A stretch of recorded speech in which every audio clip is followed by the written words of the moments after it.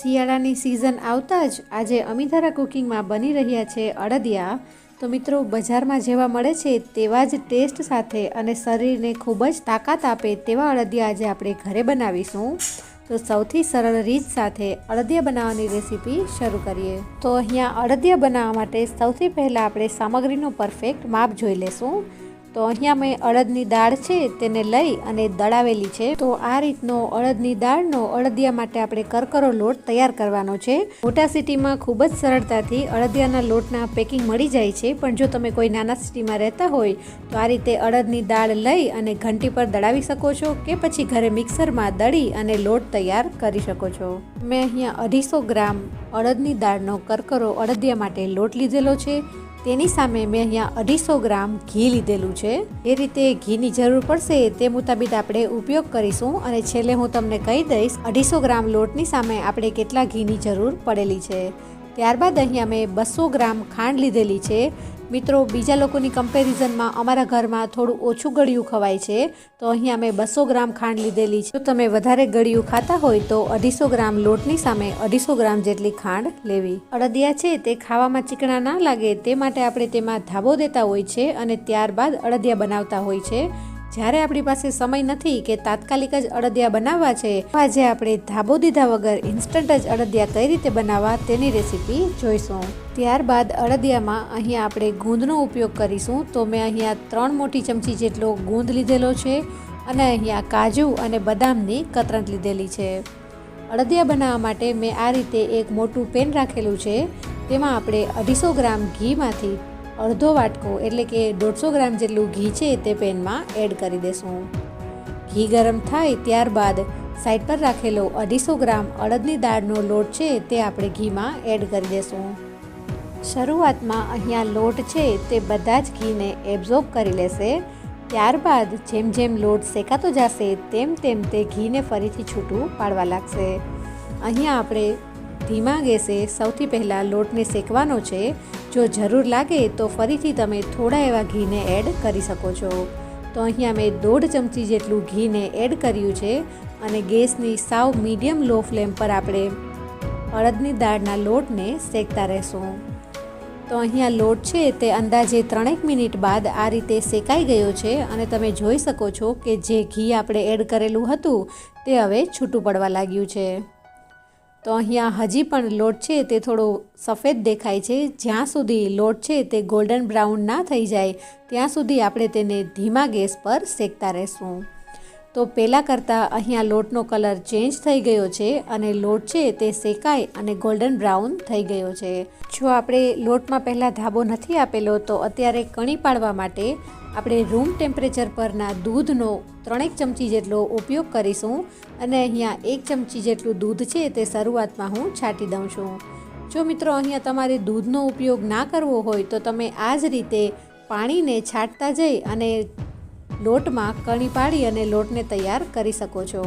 જો તમે આ જ રીતે દૂધનો ઉપયોગ કરવાના હોય તે સમયે તમારે લોટને ખૂબ જ સારી રીતે શેકી લેવો, જેથી કરીને દૂધમાં રહેલું બધું જ પાણી બળી જાય અને અડદિયામાં એક માવા જેવું ટેક્સચર આવી જાય। તો તમે જોઈ શકો છો કે દૂધ એડ કરતાની સાથે જ આપણો લોટ થોડો ફૂલી ગયો છે અને એકદમ સરસ શેકાઈ અને તૈયાર થવા લાગ્યો છે। અડદિયામાં ગુંદ છે તે ખૂબ જ સરસ લાગે છે, પણ આપણે પહેલાં ગુંદ શેકીએ અને ત્યારબાદ અડદિયાનો લોટ શેકીએ તે થોડી પ્રોસેસ લાંબી થઈ જાય છે। તો અહીંયા આપણે ખૂબ જ સરળ રીતે અડદિયા બનાવીએ છીએ। તો તેમાં આપણે અહીંયા લોટમાં જ ડાયરેક્ટ ગુંદને એડ કરી અને તળી લેશું। તો તેના માટે અહીંયા 1.5 ચમચી જેટલું હું ફરીથી લોટમાં ઘી એડ કરું છું અને અહીંયા ઘી એડ કર્યા બાદ આપણે થોડો ગુંદ છે તે લોટમાં એડ કરતા જશું અને તેને સારી રીતે તળી લેશું। અહીંયા આપણે ધાબો દીધા વગર જ્યારે ઇન્સ્ટન્ટ અડદિયા બનાવતા હોઈએ છીએ ત્યારે જેમ આપણે દૂધ એડ કરી અને કણી પાડી છે તે પ્રોસેસ આપણે ગુંદને તળતા પહેલાં કરી લેવાની છે। તો અહીંયા આપણે એકી સાથે બધો ગુંદ એડ નથી કરી દેવાનો, થોડો ગુંદ એડ કરતા જશું અને ઘીમાં તેને ડાયરેક્ટ તળતા જશું। તો અહીંયા ગુંદ પણ સારી રીતે તળાતો જશે અને આપણો લોટ છે તે પણ શેકાતો જશે। તો આ જ રીતની બીજી ઘણી બધી અમે શિયાળાના વસાણાની રેસીપી ચેનલના પેજ પર આપેલી છે, તો ત્યાંથી તમારી મનગમતી રેસીપી તમારે ટ્રાય કરવી અને મને કોમેન્ટમાં એકવાર જરૂરથી કહેજો કે તમને કેવી લાગી. તો અહીંયા 2 મિનિટ બાદ જોઈએ તો બધો જ ગુંદ છે તે તળાઈ અને તૈયાર થઈ ગયો છે અને આ રીતે સરસ મજાનો ફૂલી ગયેલો છે. તો મિત્રો આ સમયે તમે જોઈ શકો છો કે લોટ છે તે પણ એકદમ ગોલ્ડન બ્રાઉન થઈ અને તૈયાર થઈ ગયો છે. લોટ શેકાયા બાદ અહીંયા આપણે જે સાઈડ પર રાખેલા કાજુ બદામ છે તે બધા ડ્રાયફ્રૂટ્સ તેમાં એડ કરી દઈશું અને તેને પણ આપણે લોટની સાથે 2 થી 3 મિનિટ માટે હલાવતા જઈ અને શેકી લેશું, જેથી કરીને ડ્રાયફ્રૂટનો એકદમ ક્રન્ચી ટેસ્ટ સરસ લાગે છે. તો અહીંયા લોટ આપણો 100% કૂક થઈ ગયો છે. આ સમયે આપણે ગેસની ફ્લેમ બંધ કરી દેશું અને પેન ગરમ હોવાથી 2 થી 3 મિનિટ માટે આ રીતે તેને સતત હલાવતા રહેશું. ત્યારબાદ અહીંયા હવે લોટને આપણે ઠંડો થવા દેશું અને તેમાં અમુક મસાલા કરીશું. તો તેમાં સૌથી પહેલાં આપણે 3 ચમચી જેટલો સૂંઠ પાવડર એડ કરીશું. મિત્રો આ સૂંઠ પાવડર છે તે આપણે ઘરે બનાવેલો છે. તો જ્યારે સિઝનમાં આદું ખૂબ જ સસ્તું મળતું હોય છે ત્યારે આપણે સૂંઠ પાવડર ઘરે કઈ રીતે બનાવવો તેની રેસીપી પણ મેં ચેનલના પેજ પર આપેલી છે. ઘરે બનાવેલો સૂંઠ પાવડર હોવાથી તેની ખૂબ જ સ્ટ્રોંગ સ્મેલ આવી રહી છે. જો તમે બજારનો સૂંઠ પાવડર ઉપયોગ કરતા હોય તો થોડો વધારે સૂંઠ પાવડર તમારે અડદિયામાં એડ કરવો.